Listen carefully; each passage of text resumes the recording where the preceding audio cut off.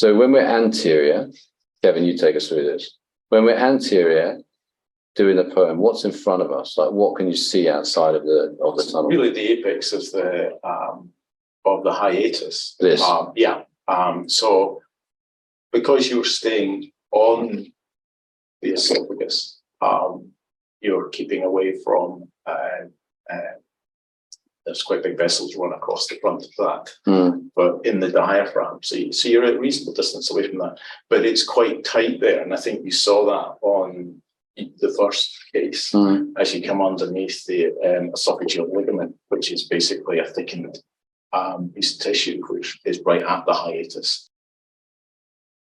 So when you come through here, you would just need to dissect. Let's say that we come through there, we switch back to the endoscopic image. If I cut through this muscle here, which I presumably did at some point, so let's just go and have a look at that. Quite quick, wasn't it? Okay, so what we see here is the diaphragm. So that's the gastroesophageal junction, right? So that's here. Yes, you've cut through the muscle there, and you're coming through, this peritoneal reflection comes up here and it folds over on itself here, and that's the ligament that I'm talking about. And then the posterior.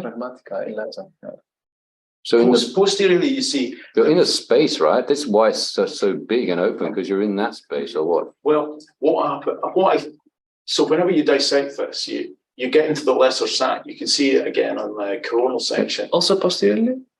All the way up, except for the very last bit. So the lesser sac here comes up like this and then probably comes round like that.